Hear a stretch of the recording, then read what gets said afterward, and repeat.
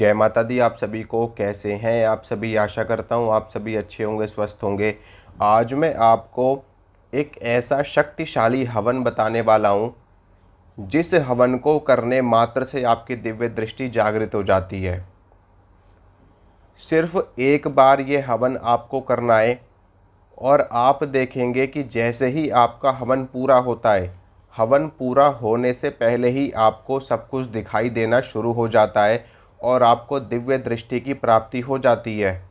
बहुत सारे लोग मुझसे ये कमेंट में प्रश्न करते हैं और ये कहते हैं कि गुरुजी कोई ऐसा उपाय बताइए, कोई ऐसी विधि बताइए कि जिससे हम अपनी दिव्य दृष्टि को खोल सकें, जिससे हम अपने घर की समस्या के बारे में पता कर सकें और अगर हमारे पास में कोई संगत आती है तो उसके बारे में भी हम समस्याओं का समाधान कर सकें।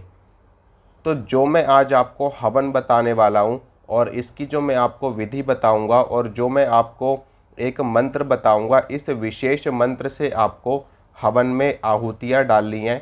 आप देखेंगे कि प्रचंड रूप से आपकी दिव्य दृष्टि खुलती है और आपको सब कुछ दिखना शुरू हो जाता है। तो आपको सारी जानकारी देता हूँ कि आपको क्या क्या करना है और कैसे करना है। देखिए, इस हवन को आपको पूर्णिमा तिथि यानी कि जो पूरे चांद की रात होती है, उस रात में आपको ये हवन करना होता है। हवन कब आपको करना है? कम से कम 8 या 9 बजे के बाद में, जब रात्रि काल का चौथा पहर लगता है, तब उसके बाद में आपको ये हवन करना होता है। यानी कि 8-9 बजे के बाद में आपको ये हवन करना है। हवन करने से पहले आपको शुद्धता और पवित्रता का ध्यान रखना है। अगर आपको ऐसा लगता है कि आप अशुद्ध अवस्था में है तो आपको स्नान कर लेना है। उसके बाद में आपको शुद्ध वस्त्र धारण कर लेने हैं। फिर उसके बाद में आपको हवन करने के लिए बैठना है। अब जब आप आसन के ऊपर बैठेंगे, अपने सामने जिस भी पात्र में आप हवन कर सकते हैं, जो भी हो आपके पास में, अगर हवन कुंड है तो हवन कुंड में करिए, नहीं तो आप 4 ईंटें लगा करके उसके ऊपर आम की लकड़ी रख के उस पर भी हवन कर सकते हैं। या फिर आपके पास में कोई तसला हो तो तसले में भी आप हवन कर सकते हैं। या कुंड हो आपके पास में छोटा बड़ा किसी भी प्रकार का, इसमें ज़्यादा बड़े कुंड की आवश्यकता नहीं है। अगर आपके पास में कोई छोटा कुंड भी है तो उसमें भी आप हवन ये कर सकते हैं। तो हवन शुरू करने से पहले आपको क्या करना होगा कि आपको 5 जगह दीपक जलाने हैं। कौन से दीपक जलाने हैं? देखिए, मैं आपको बताता हूँ एक एक करके। पहला दीपक आपको जलाना है अपने पितरों के नाम से, और ये दीपक कहाँ जलेगा? आपके घर के मंदिर में आप अपने पितरों के नाम से दीपक जलाएंगे। या फिर आप पितरों के नाम का दीपक, अगर आपने अपने घर में पितरों का स्थान बना रखा है या कहीं और आपने स्थान बना रखा है, तो जहाँ पर स्थान बना रखा है वहाँ पर दीपक जलेगा पितरों के नाम से। और अगर आपने कहीं भी स्थान नहीं बना रखा तो आप ये दीपक जला करके अपने घर के मंदिर में रखेंगे। पहला दीपक जलेगा आपके पितरों के नाम से, दूसरा दीपक जलेगा आपकी कुलदेवी के नाम से, और तीसरा दीपक जलेगा क्षेत्रपाल के नाम से। ठीक है, क्षेत्रपाल कौन होते हैं? क्षेत्रपाल हमारे क्षेत्र के राजा होते हैं, यानी कि क्षेत्र का उनको मालिक कहा जाता है। बिना उनकी मर्जी के आप कोई भी शक्ति, कोई भी सिद्धि प्राप्त नहीं कर सकते। इसी प्रकार से जो पितृ और जो कुल देवता होते हैं वो हमारे घर के मालिक होते हैं। तो बिना पितरों के और बिना कुलदेवी कुल देवता की मर्जी के हम कोई भी शक्ति या कोई भी सिद्धि प्राप्त नहीं कर सकते हैं। इसी प्रकार से क्षेत्रपाल होते हैं। अब देखिए, अगर आप भी किसी दूसरे देश में जाते हैं तो उसके लिए आपको क्या चाहिए होता है? वीज़ा चाहिए होता है। बिना वीज़ा के आप दूसरे देश में नहीं घुस सकते, और अगर आप घुस गए गैर कानूनी तरीके से तो वहाँ पर आपको मारा पीटा जा सकता है, आपके ऊपर धाराएं लगाई जा सकती हैं। इसी प्रकार से कोई भी शक्ति बिना क्षेत्रपाल की मर्जी के किसी दूसरे क्षेत्र में नहीं प्रवेश कर सकती। इसीलिए साधना में सिद्धि की जगह पर, जहां आप मंत्र साधना कर रहे हैं, किसी शक्ति को बुलाना चाहते हैं, तो इसके लिए क्षेत्रपाल की पूजा बड़ी ही अनिवार्य होती है। तो तीसरा दीपक जलेगा क्षेत्रपाल के नाम से। ठीक है, चौथा दीपक जलेगा माता शीतला के नाम से। माता शीतला कौन है? माता शीतला वो आद्या शक्ति हैं, वो भगवती हैं जो अगर अपनी जिद पर अड़ जाए तो कोई शक्ति को आगे नहीं आने देती। माता शीतला की ऐसी शक्ति है कि ये काली को भी रोक देती है, ये दुर्गा को भी रोक देती है, ये बड़े बड़े देवताओं को भी रोक देती है, पीरों को वीरों को भी रोक देती है। क्यों? माता शीतला को चौराहे की रानी कहा जाता है, और ये चौराहे के ऊपर अगर अपना त्रिशूल गाड़ करके खड़ी हो जाए ना, तो किसी शक्ति की हिम्मत नहीं है कि कोई इनको पार कर जाए बिना इनकी मर्जी के। इसीलिए तंत्र के क्षेत्र में, भगताई के क्षेत्र में शीतला मसानी का नाम ऊपर आता है, यानी कि उच्च कोटि पे आता है। कोई भी तांत्रिक, कोई भी ओझा, सोखा, भगत, सेवड़ा या अघोरी तांत्रिक कोई भी हो, कहीं की भी शक्ति बुलाना चाहता हो, बिना माता शीतला मसानी की मर्जी के वो ये कार्य कर ही नहीं सकता। तो कैसे आपको दिव्य दृष्टि प्राप्त होगी, कैसे आपको शक्ति दिव्य दृष्टि देगी? तो आपको क्या करना है कि चौथा दीपक आपको जलाना है माता शीतला के नाम से, और पांचवा दीपक आपका जलेगा आपके इष्ट देवता के नाम से। जो आपके इष्ट देवता कौन है? इष्ट देवता अगर आपके हनुमान जी हैं तो देसी घी का दीपक जलेगा, अगर माता काली है तो तेल का दीपक जलेगा, माँ दुर्गा हैं तो देसी घी का दीपक जलेगा। तो जो आपके इष्ट देवता चाहे कोई भी हो, विष्णु जी हो, नारायण हो, श्री कृष्ण हो, शिव जी हो, तो इन सभी का तो देसी घी का दीपक जलता है। अगर काली और भैरव है तो तेल का दीपक जलता है। बाकी सबके नाम से भी आप तेल का दीपक जला सकते हैं, सरसों के तेल का जला देना या तिल के तेल का दीपक जला देना। तो ये 5 दीपक जला करके आपको एक साथ लाइन से अपने घर के मंदिर में जला देने हैं, ठीक है। थोड़ी सी धूप बत्ती जला देना, या नहीं भी जलाओगे तो उसकी ज़रूरत नहीं है। इतना काम आपको करना है। अब आपको जहाँ पर आप हवन कर रहे हो वहाँ पर आपको बैठ जाना है। हवन करने से पहले सभी शक्तियों से प्रार्थना कर लेना है आपको, अपने पितरों से, अपने कुल देवी से, अपने इष्ट देवता से, ठीक है, और अपनी माता शीतला से, सभी से प्रार्थना कर लेना है आपको। फिर उसके बाद में हवन करने के लिए जब आप बैठोगे तो हवन में आपको आम की लकड़ी का उपयोग करना है, या फिर इसमें आप नवग्रह समिधा भी डाल सकते हैं। नहीं है तो कोई बात नहीं, बस खाली आम की लकड़ी होनी चाहिए। आधा किलो या 1 किलो आप ला करके हवन करेंगे उससे। तो आम की लकड़ी आपको लगा देनी है। हवन की जो प्रॉपर विधि होती है वो मैंने एक वीडियो बनाई थी अभी 2-3 दिन पहले, आप उस वीडियो को भी देखना इस वीडियो के बाद में।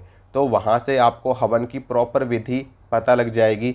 मैं यहाँ पर आपको संक्षिप्त विधि बताऊंगा, यानी कि छोटी विधि आपको बताऊंगा, ठीक है। तो आम की लकड़ी रखनी है आपको, आम की लकड़ी में अग्नि प्रज्वलित आपको कर देनी है। फिर उसके बाद में आपको क्या करना है कि अग्निदेव की पूजा आपको करनी है, क्योंकि अग्निदेव ही वो शक्ति हैं जो आपके द्वारा दी गई आहुति को देवी देवताओं तक पहुंचाते हैं। अग्निदेव के साथ में स्वाहा और स्वधा नामक शक्तियां भी कार्य करती हैं। तो जो स्वाहा नाम की देवी होती है वो देवताओं तक भविष्य पहुंचाने का कार्य करती हैं। तो अग्निदेव की पूजा आपको करनी है, ठीक है। अग्निदेव की पूजा करने के बाद में आपको अपने अगर आपके गुरु है और आपको गुरु मंत्र मिला हुआ है तो अपने गुरु मंत्र से आपको आहुति डाल देनी है। एक चीज़ और भी आप कर सकते हो, अपने गुरु के नाम से भी आप एक दीपक जला सकते हैं, अगर आपके गुरु हैं तो। नहीं है तो कोई दिक्कत वाली बात नहीं, जैसा मैं आपको बता रहा हूँ बस इतना आपको करना है। तो भगवान गणेश की आहुति डालनी है आपको, ओम गंग गणपतये नमः इस मंत्र से, या भगवान गणेश का जो भी मंत्र आप जानते हैं उससे भी आप आहुति डाल सकते हैं। और अगर आपको मंत्र भी नहीं पता तो जो भगवान गणेश के श्लोक होते हैं, यानी कि स्तोत्र होते हैं, यानी कि गणेश अथर्व शीर्ष या फिर वक्रतुंड महाकाय सूर्यकोटि समप्रभा निर्विघ्नं कुरु मे देव सर्व कार्येषु सर्वदा, इस श्लोक को आप पढ़ करके भी आहुति डाल सकते हैं।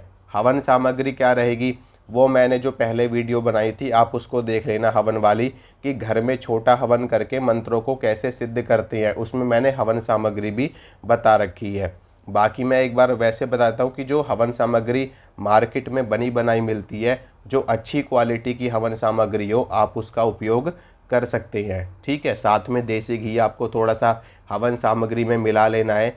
और इसके अलावा अगर आप बाकी की चीज़ें भी हवन में ऐड करना चाहते हैं, जैसे कि लौंग, इलायची, कपूर, जायफल, जटामासी, गुग्गल, अगर तगर, नागर मोथा, ये सारी चीज़ें भी आप डाल सकते हैं। सब चीज़ें ऑप्शनल होती हैं, ठीक है। तो गणेश जी की जब आप आहुतियाँ डाल दो, कितनी आहुति डालनी गणेश जी की? 11 आहुति आपको डालनी है। 5 भी आप डाल सकते हो लेकिन 11 डालोगे तो ज़्यादा अच्छा रहता है। तो 11 आहुति गणेश जी की डालना। ठीक है। फिर गणेश जी की डालने के बाद में 11 आहुति भगवान शिव के नाम से डालना। उसके बाद में फिर से पितरों के नाम से आहुति डालना, कुल देवी के नाम से आहुति डालना और माता शीतला के नाम से आहुति डालना, अपने इष्ट देव के नाम से आहुति डालना, क्षेत्रपाल के नाम से आहुति डालना। मंत्र बोल बोल करके आपको डालने में, एक बार मंत्र आपको बोल देता हूँ, नहीं तो आप फिर बाद में मंत्र भी पूछोगे। तो गणेश जी का मंत्र मैंने आपको बता दिया, ओम गंग गणपतये नमः, ओम नमः शिवाय। और उसके बाद में ओम श्री पितृ देवताभ्यो नमः, ओम श्री कुल देवताभ्यो नमः, ओम श्री शीतलाय नमः। यहाँ पे माता शीतला का एक मंत्र और भी देखने को मिलता है, ओम ह्रीम शीतलाय नमः, ओम ह्रीम श्रीम शीतलाय नमः। ये 3 मंत्र मैंने आपको बता दिए माता शीतला के, इनमें से किसी भी मंत्र का उपयोग आप कर सकते हैं। इसके बाद में कुल देवता का मैंने आपको बता दिया, क्षेत्रपाल का, ओम क्षेत्रपालाय नमः स्वाहा। वैसे तो कई जगह ऐसा बताया गया है कि जब हम आहुति डालते हैं तो नमः की जगह स्वाहा का उपयोग भी करते हैं, पर कोई नहीं, शक्तियाँ हमारे भाव से चलती है, हमारी भक्ति से चलती है। इसके बाद में इष्ट देवता की आहुति आपको डालनी है। इष्ट देवता का मंत्र तो आपको पता ही होगा, अलग अलग देवी देवता हैं, तो फिर मैं किस किस के मंत्र बताऊंगा आपको, सबके बताने पड़ेंगे। तो अपने इष्ट देवता के मंत्र का आप आहुति डालेंगे। सभी की आहुति आपको 11-11 डालनी है, ठीक है। इतना काम कर दिया तो ये चीज़ आपकी यहाँ पर। अब इसके बाद से आपका मेन मंत्र शुरू होगा जो आपको दिव्य दृष्टि प्रदान करेगा। वो मंत्र क्या है मैं आपको बता देता हूँ। ओम नमो कुंडलिनी महादेवी परमेश्वरी जागरय जागरय स्वाहा।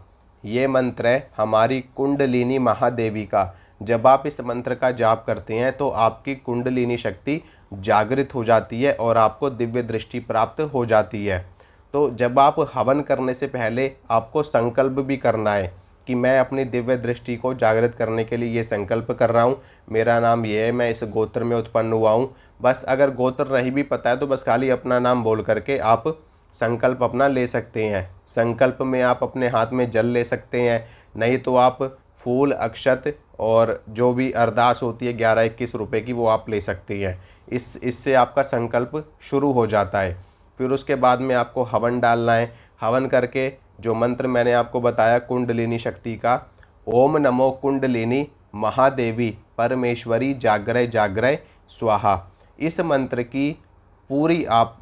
का पूरा आपको 108 बार हवन डालना है। यानी कि 108 मंत्र पढ़ करके आपको हवन डालना है, आहुति डालनी है।